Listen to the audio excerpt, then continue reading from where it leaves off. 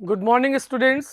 हम लोगों ने अब तक के लेक्चर्स में पढ़ लिया था सुभाषितानी के आधे श्लोकों का अध्ययन, और आज के लेक्चर में हम बात करेंगे बाकी के बचे हुए तीनों श्लोक और अभ्यास प्रश्नों के बारे में कि किस प्रकार से श्लोकों का अर्थ है, क्या उनका भावार्थ होना चाहिए और किस तरह से हम अभ्यास प्रश्न हमारे पूछे गए हैं।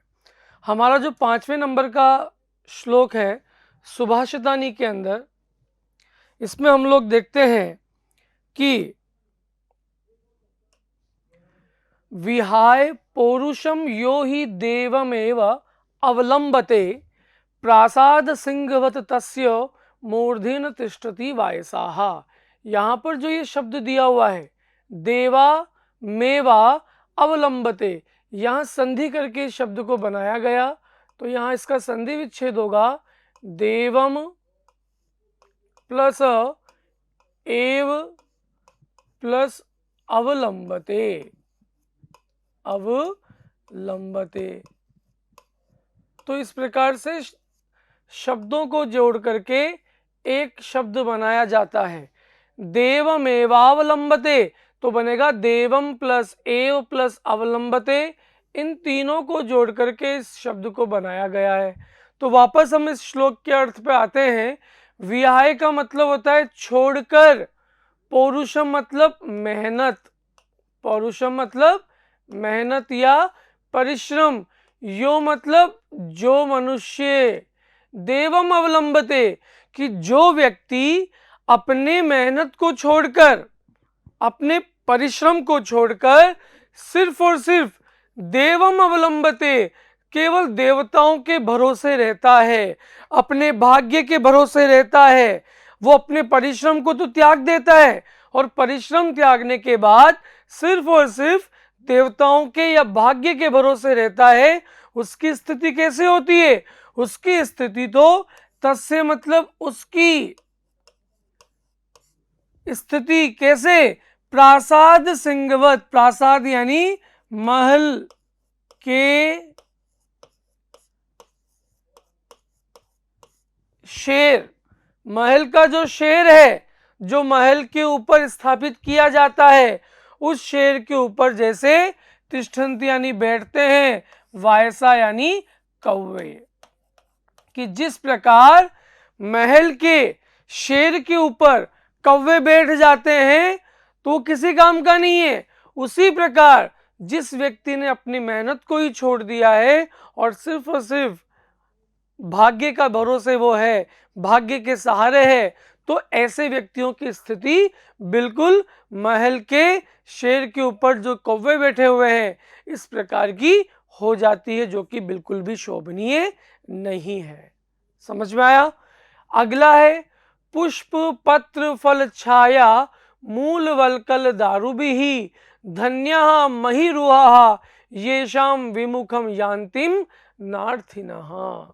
तो इस श्लोक के अंदर उन्होंने कहा कि जिस वृक्ष के अंदर, वृक्ष की विशेषताएं क्या होनी चाहिए कि जो वृक्ष पुष्प यानी फूल, पत्र यानी पत्ते, फल फूल, छाया मतलब पेड़ों की छाया, मूल यानी जड़ों के, वलकल मतलब पेड़ों की जो छाले हैं उनसे, और दारूबी यानी लकड़ियों से।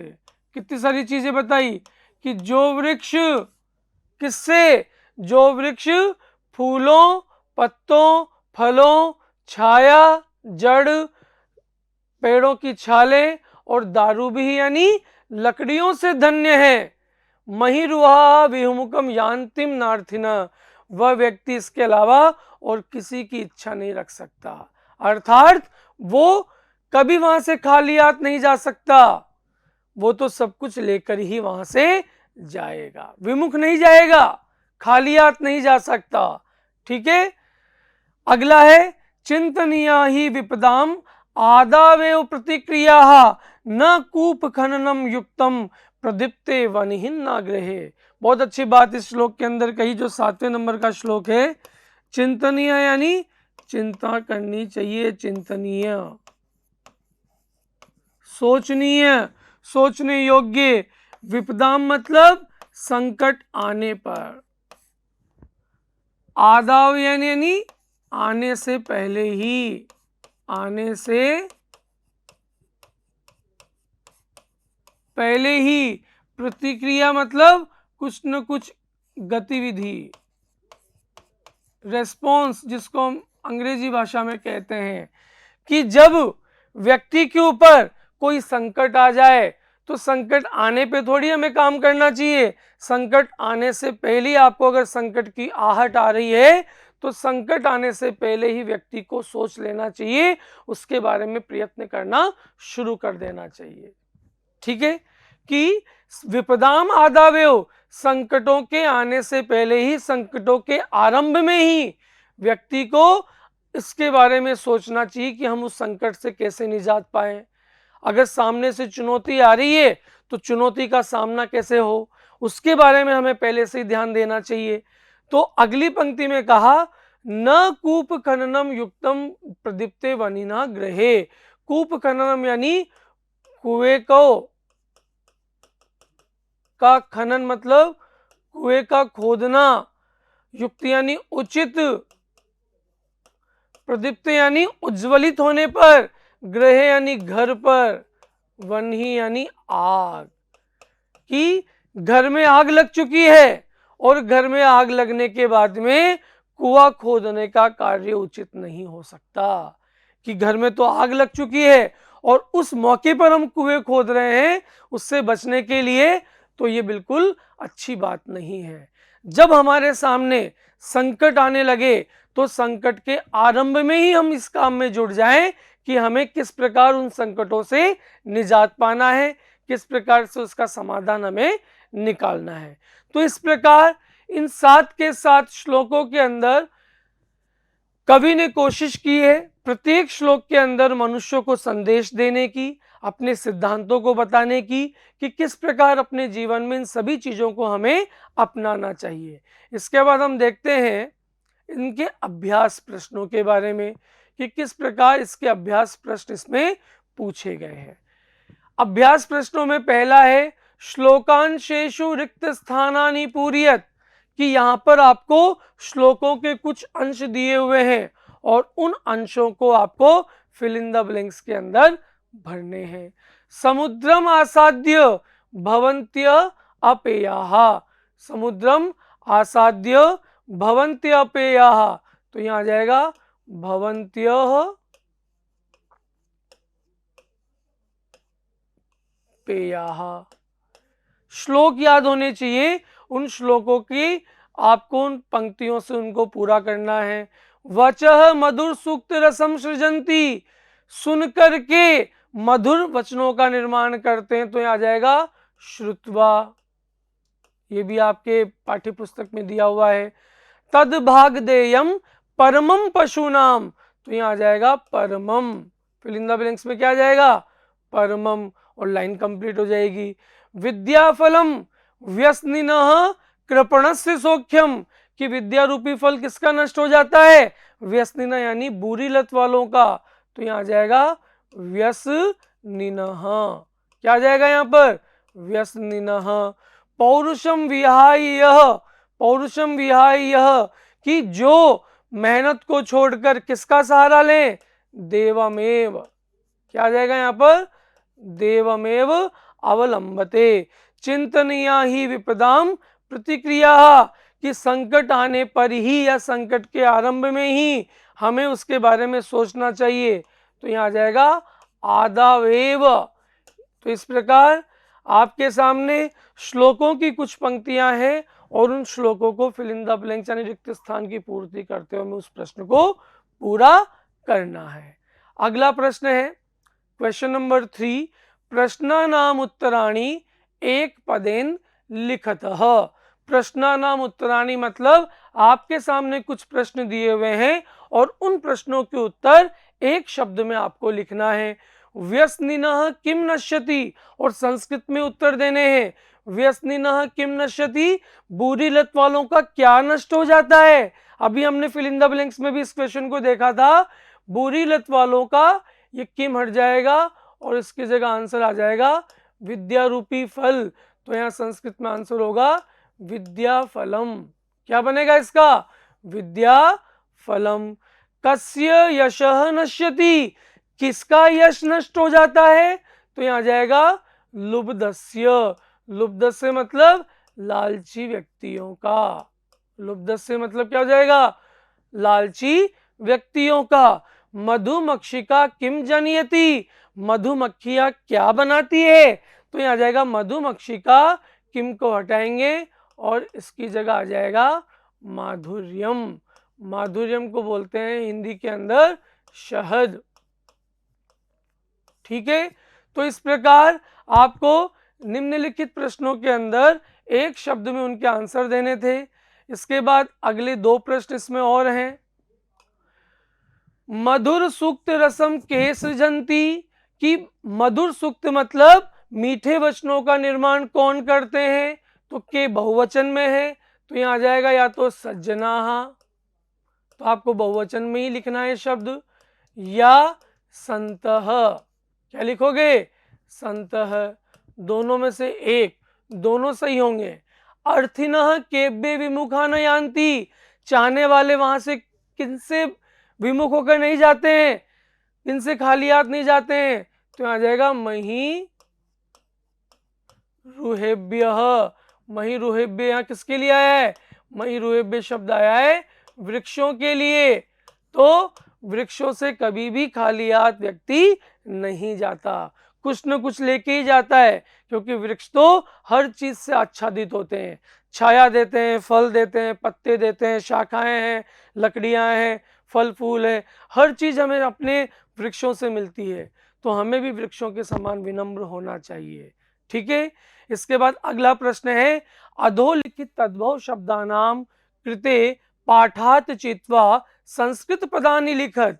शब्द सुनिएगा कि नीचे लिखे गए जो ये तद्भव शब्द हैं, कौन कौन से, जो इधर दिए हुए हिंदी भाषा के अंदर, इन तद्भव शब्दों को किसमें चेंज करना है? संस्कृत के पदों में। इनकी आपको संस्कृत शब्द बनाने हैं। जैसा एक उन्होंने दिया हुआ है, कंजूस को कहेंगे कृपणः। उसी प्रकार से कड़वा को बोलते हैं संस्कृत भाषा के अंदर कटुकम। क्या कहेंगे? कटुकम। पूंछ, पूंछ को कहा जाता है पुच्छः। पूंछ को क्या कहा जाएगा? पुच्छः। लोभी, लोभी को कहा जाएगा लुब्धः। क्या कहा जाएगा? लुब्धः। मधुमक्खी को कहेंगे मधुमक्षिका। क्या कहेंगे? मधुमक्षिका।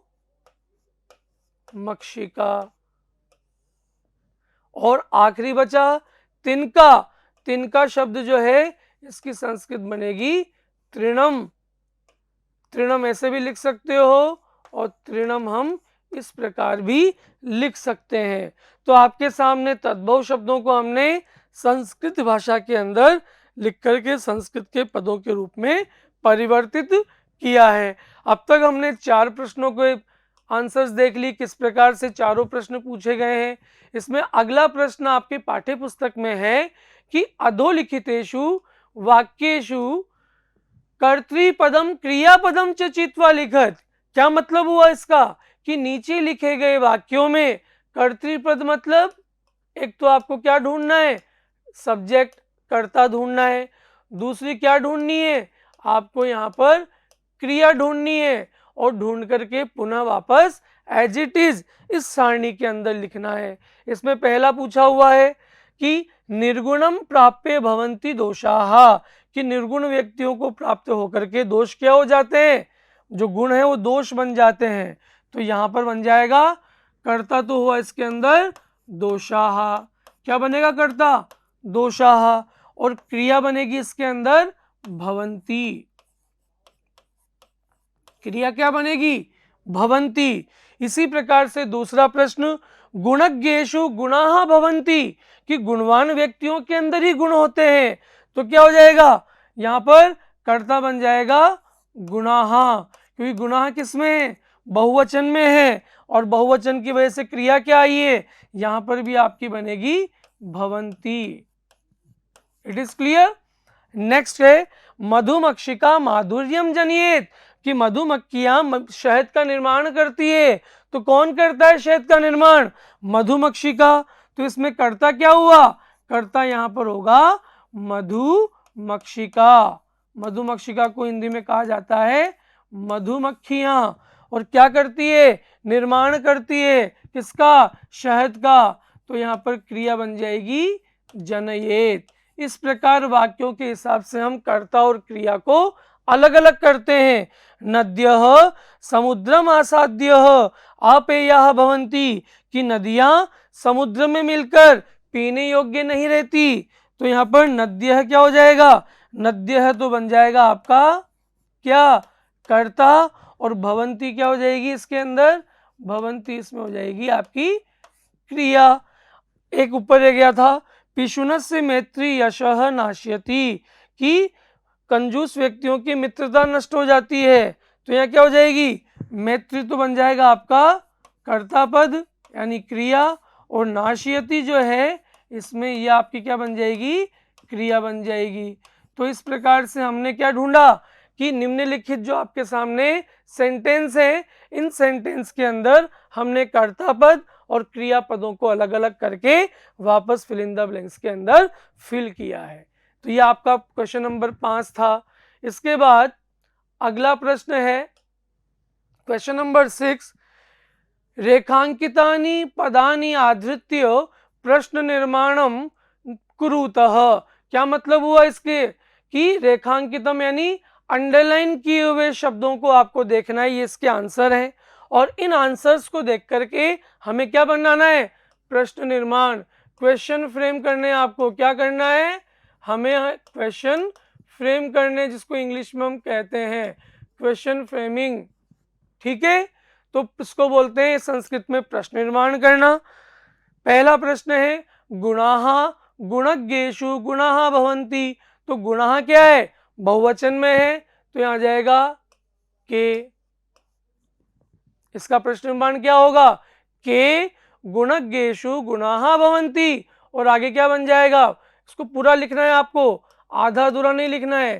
के गुणज्ञेषु गुणाः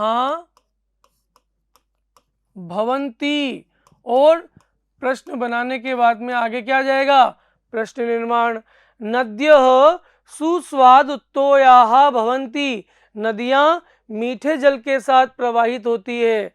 तो यहाँ जाएगा नद्य किसमें है? स्त्रीलिंग के अंदर। तो यहाँ बन जाएगा काः सुस्वाद उत्तोयाः भवन्ति। और भवन्ति लिखने के बाद में आगे क्या आना चाहिए? Question mark. लुब्धस्य यशः नश्यति। लुब्धस्य शब्द में स्य आ रहा है, तो यहाँ पर इसका प्रश्न निर्माण का जो शब्द होगा वो क्या बनेगा? कस्य। और बाकी शब्द एज इट इज लिख देंगे हम, कस्यः यशः नश्यति, कस्यः यशः नश्यति। और आगे प्रश्नवाचक चिन्ह। मधुमक्षिका माधुर्य में जनयति, कि मधुमक्खियां या मधुमक्खी शहद का निर्माण करती है। तो यहाँ पर स्त्रीलिंग है, इसलिए बन जाएगा का माधुर्य में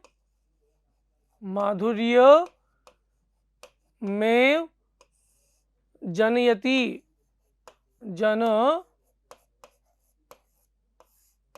और क्वेश्चन मार्क। तस्य मूर्धनि तिष्ठन्ति वायसाः। उसके सिर पर कौवे बैठ जाते हैं। तो कहाँ बैठ जाते हैं? तो क्या जाएगा यहाँ पर? कुत्र। तो यहाँ इसकी जगह क्या जाएगा? कुत्र।